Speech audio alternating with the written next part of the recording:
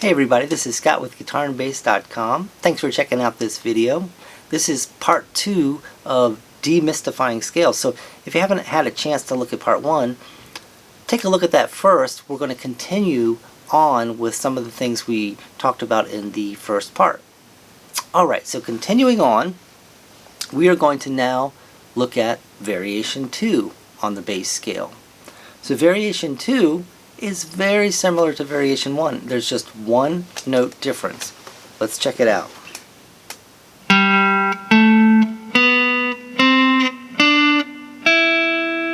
It's right here.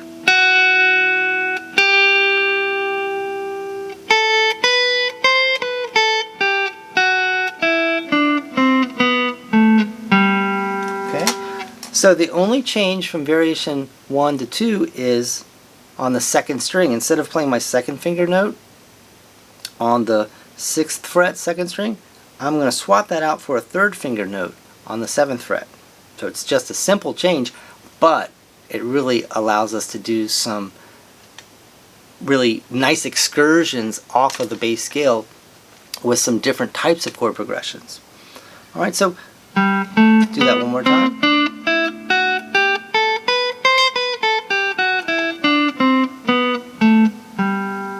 Okay, and for this I'm going to use an A minor, and then I'm going to go into a D7 or D9, a dominant chord. So I'm going from a minor to a dominant, and this variation 2 really works well when you have that type of combination.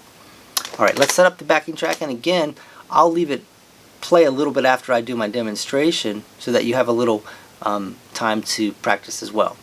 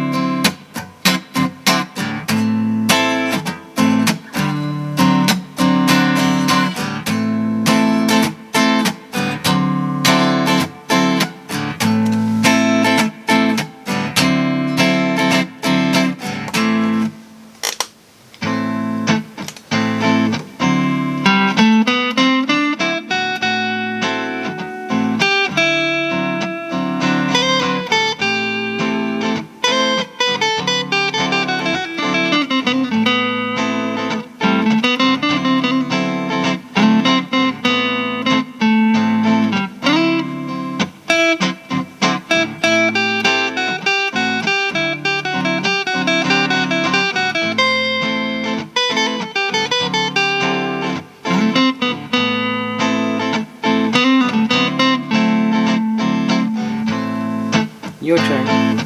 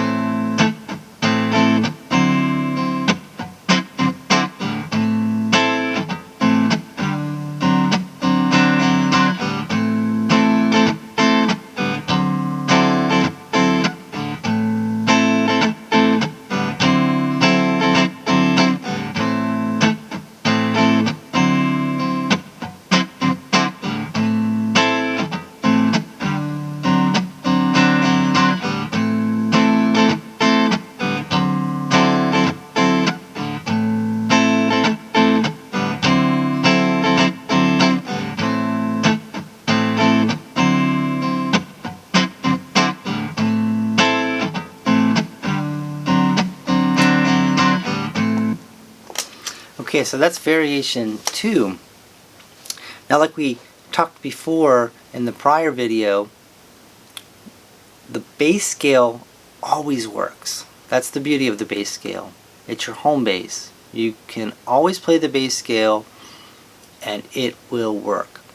But then you can make these excursions into the variation, and then you just can kind of gesture and bob and weave or fence into different areas and explore the tonality or exploit the tonality of the chords underneath. So I want to demonstrate that a little bit. I'm gonna go in and out of the bass scale in variation 2 at my own kind of will, you know, at where I'm feeling it. Remember, kind of on an emotional level, the bass scale is kind of raw and you know, sort of unbridled, you know, bluesy, rocky. And then you start adding the variations, a little more refined, a little more melodic, a little more contemplative, if you will. And you can, you know, when you're crafting your improv, you can, you know, for a little while be sort of on the bass scale, kind of, sort of reckless, and then you can bring it into a more contemplative, refined mode, go back out, or switch back and forth almost eclectically. So again, it really follows the mood you're in while you're improvising, when you can just go in and out. So let's do that a little bit.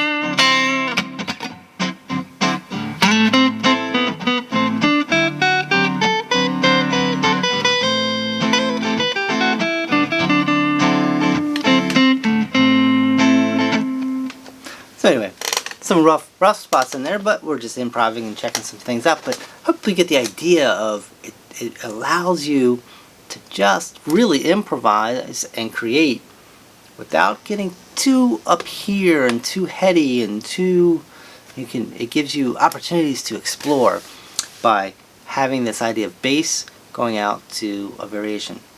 Alright, last variation, variation 3. This is a very simple one. It's just one note added to the bass scale. One single note. And it's right here. Okay. So I'm just going up to the 8th fret on string 3 with my pinky, or I might bend it later on. Right? And the other notes are the same as the bass scale.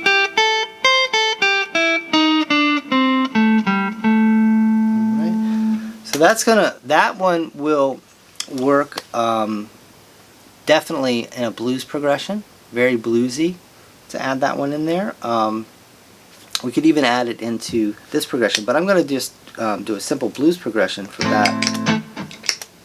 We'll do a 12-bar blues and then practice variation 3 with that.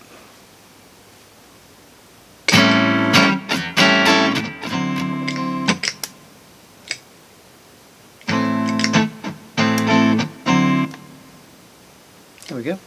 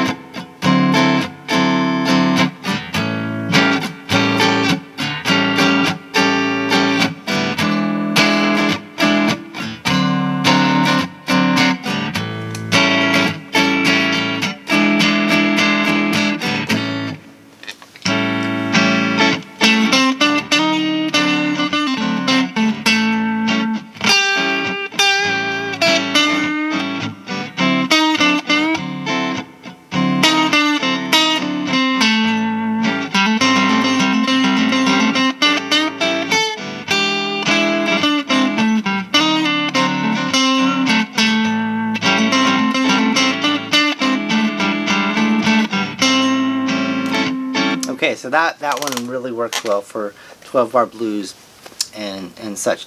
I'm going to do it one more time with 12-bar blues progression, but I've got my bass scale, I've got my third variation, and my second variation, and my first variation. I got all my variations. So I'm going to experiment and see which one of those will work. So it's some experimentation. And then I'll let it play a little bit so that you have some time to practice it yourself.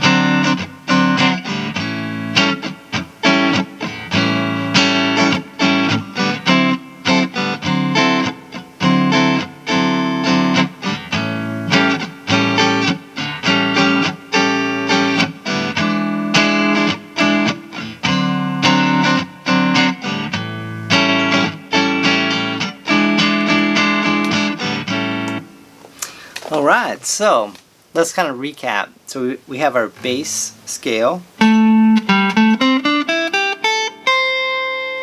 variation 1, and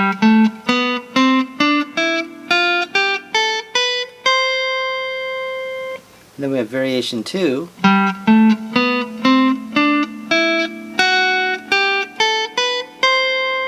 and then the third variation.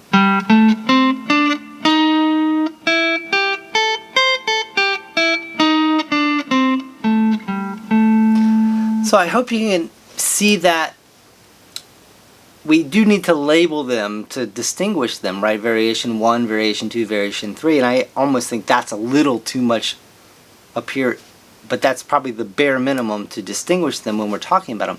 But really what you're aiming for is to see how it's the bass scale expanded in certain ways depending on the underlying chord progression. And then that's where you'll be able to experiment and come up with really on-the-spot creative things. So I want to do one more, and we're going to just do something a little bit more less bluesy and just in the key of C, a progression, and then I'll demonstrate an improv and some experimentation in finding the right variations for that.